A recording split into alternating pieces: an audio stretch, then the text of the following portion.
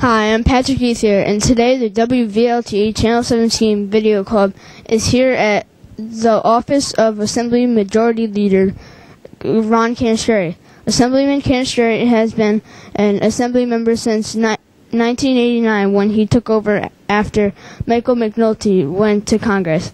Assemblyman Canestrari has represented the City of Watervliet residents as well as the residents of 106th Assembly District for over 22 years.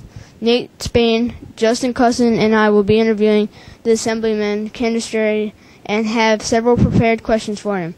We also have Rachel, LaBelle, and Jordan Reyes working the camera. We are very thankful for this opportunity. Let's go and meet Assemblyman Canestrari. Hi, this is Patrick Ethier, and we're here with Assemblyman Ron Canestrari. How are you doing today? Very well, thank you. Good to be here. Welcome to my office in the state capitol. What's a day like as Ron Canestrari? It's busy. In fact, I'm running late today, and one of the difficulties of this job is scheduling everything and trying to make all the schedules. This morning, a friend of mine had her 89th birthday, and there was a mass at the Catholic Church for her, and then we went to a surprise reception. And, of course, those things take long. Sometimes you want to get in and get out, and I didn't want to be too late to meet all of you. So a day is going to be very, very busy, and the nights as well. The other night I did 5 different events. So it's balancing the things you've got to do, but it all gets done, hopefully. What is the majority leader responsible for? My job entails running the floor of the Assembly when we're in session every day. We're not in session today, but when we are, I've got to make sure the debate goes well. The debate is civil, it's constructive. We decide what bills we're going to debate, which ones we're not going to debate. The Speaker of the Assembly is the #1 person here, and he named me to be the majority leader, but he cannot preside over the Assembly floor. He's meeting with the governor, doing other things. So on a day-to-day basis, I'm on the floor, running the floor, getting bills passed, making sure we have the votes for them, and just lining things up and make sure it runs smoothly. When were you appointed majority leader? I was appointed majority leader in 2007. This is my 5th year in the position, and I was elected to the Assembly 24 years ago, representing Watervliet, among other communities. And then prior to that, I was mayor of the city of Houisng, my hometown. Who appointed you to this position? I was appointed by the Speaker of the Assembly. We all in the Assembly elect the Speaker, and he's the #1 person, and he named me to be the majority leader. How does it feel serving your 11th year term? I can't believe it's gone by so quickly. Time flies when you're having fun, and I am having fun, but it's a great source of satisfaction to get things done, meet good people like yourselves, and do some good things for the state of New York as well. Why did you decide to become a politician?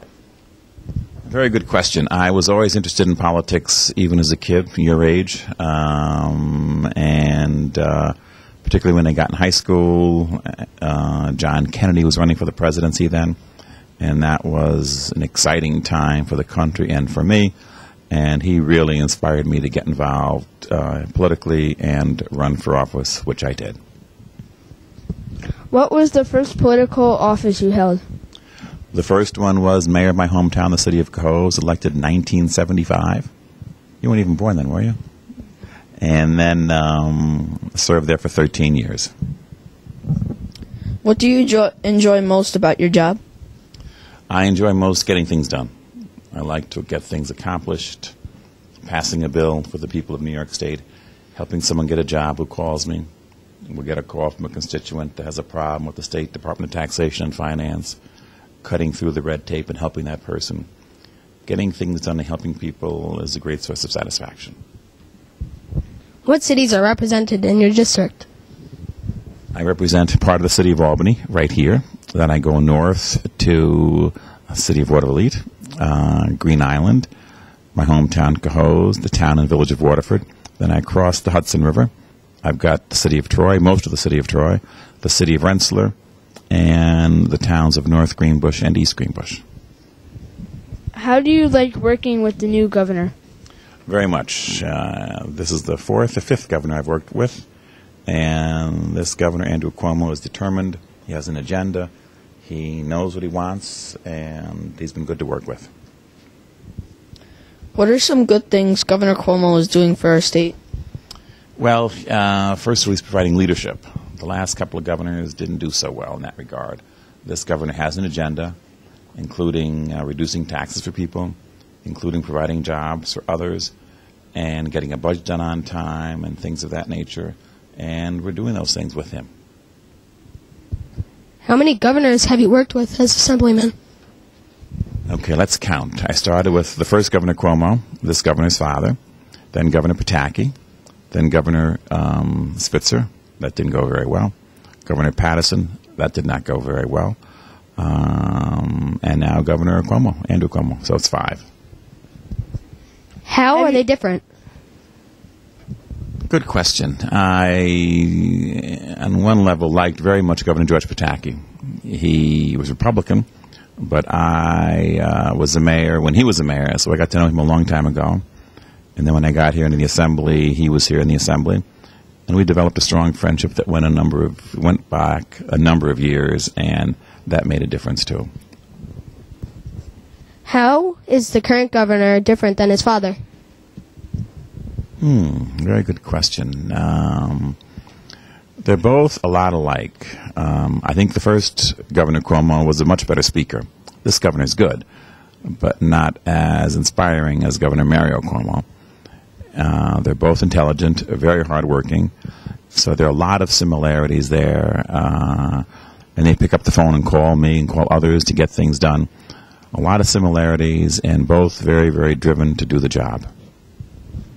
Have you ever thought about running for governor? No, I have not. I could have run for Congress a few years ago when Mike McNulty, our neighbor in Green Island, got out. But I like what I'm doing here. I'm in a great position as majority leader, and I decided not to do that, but to stay here instead. Do you feel that being mayor of the city of Cohoes prior to becoming an assemblyman made you more aware of the difficulties facing cities? Oh, definitely. Yeah, it was a great experience, and you got to see government on a day-to-day basis for local issues that are important. Fixing a pothole, making sure taxes didn't go up. So those, you saw firsthand what the problems were in a small city, but they're magnified by larger cities. So yes, it definitely helped. Do you miss being mayor of Cohoes? Not really. I liked it when I was there, but it was time for change. I did in the beginning when I got here, because as mayor, you're in charge. You got things done. It's like being head of the Watervliet Housing Authority, Charles Petroselli. He gets things done right away. Here, you have to negotiate with other people to get things done. You got to persuade people to do things. So in the beginning, I did for a while, but it didn't last very long. What is the most important piece of legislation you were ever glad to pass? Wow, that's a good question. One stands out locally, and that was the bill I did to transform the Albany County Airport into the Albany International Airport and take our airport for an entirely different level of involvement across the state and actually the nation. That was one very important bill. How can kids get involved in the government? I think doing what you're doing.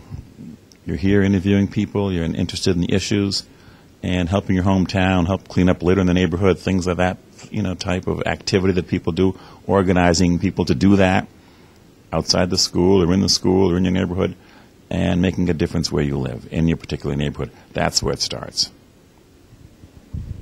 What would you tell young people about their responsibility to vote? Well, that's critically important, the right to vote. We're in a democracy. It is essential that everybody participates. And you can't blame someone if you're not participating and being a part of it. And we not only have a duty and an obligation, but it's an honor to vote. And in this country, the greatest democracy in the world, we should respond to that history and tradition. What can young people do to help the environment? They can help it by making things cleaner. People litter and throw things on the street, on the sidewalk, and we can start with that basic sort of stuff. And then try to conserve water, try to recycle materials. But everyday living makes a difference in the environment if we're conscious of it and do something about it. As a member of Watervliet Channel 17 Video Club, I am interested in knowing about your 2012 Teen Video Challenge. Can you tell us about it? Wow, that's interesting. It's just something to get people involved, let them know what things are like and see what their ideas are, and get people at a young age, teenagers, interested in things. When you served as chairman of Assembly's Higher Education Committee, it was a very difficult time financially for students to obtain financial aid, and the governor at that time was proposing a reduction in the state's support of public university. What was your main goal as chairman of the committee? Very good question. In fact, Governor Pataki tried that, and there's where we had a disagreement because he wanted to cut back our program called the Tuition Assistance Program, including aid to higher education, and we fought him on that. And it was a battle, but we won it, and ensuring that young people have the financial ability to get to college, and that it would, when they got there, the schools would have the resources to teach them and do well. What are your thoughts on high-need school districts' ability to sustain an education for all students with the decreases and disparities in state aid? That's always a big battle here, aid to education and helping districts. I prefer to help districts that are poor. Some prefer to help districts that may have more money, but they pay more taxes than we would in Watervliet or Cohoes. So there's the argument. Do you reward those, help those districts because their people are paying much more taxes, or do you reward those who can't afford the school system? And that's a fight. I prefer to help those districts that are poor, and that's always one of the battles that we have here in the state legislature. Historically, there is an achievement gap between the wealthy and needy districts. With funding cut in needy districts looking at possible teacher and staff layoffs, as well as resources drying up, how would you suggest we close that achievement gap? Right, that's related to the other question, and it is a battle, as I said here. I would take money away from those wealthier districts that are getting it, and I'd rechannel it to those that are poor. I think it's fair.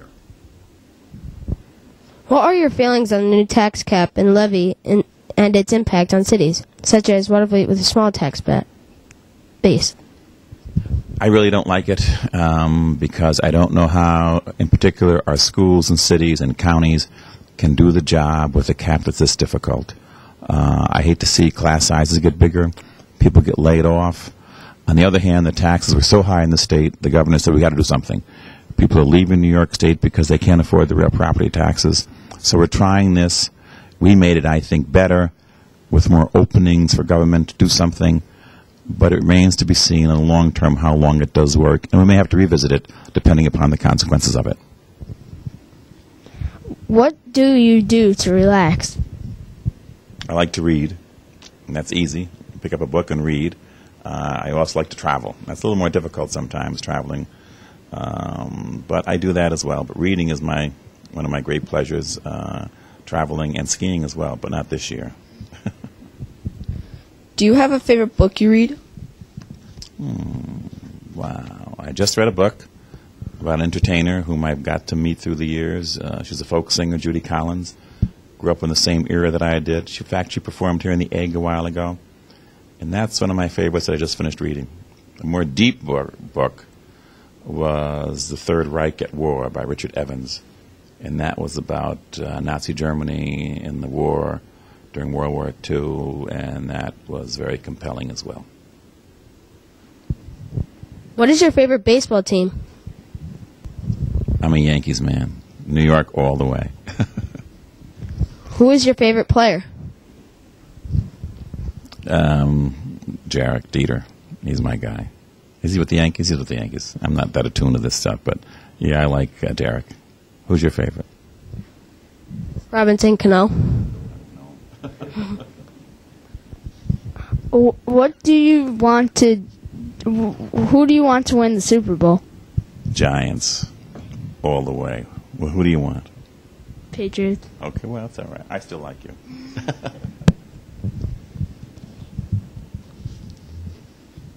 Do you have any questions for us? How do you like school? Good. Yeah. Are you Yeah. a good student? Yeah. Yes. What's your favorite subject? Social studies. Mine was too. What's Probably science. Science. Did you like school too? Yeah. Yeah. Good student? Mm-hmm. Yeah, I believe it. What's your favorite subject? Social. Yeah, me too. You like school? Yeah. Yeah, I do too. You like Mr. Petrosel? Mm-hmm. You? Yeah. Is that right? Yeah, I think so. All right, thank you very much. You're welcome. Nice to have you here. Enjoy your day. Thank you. You too. Thank you. We hope you enjoyed our interview with Assemblyman Canestrari and continue to enjoy the other events and activities showing on WVLT Channel 17.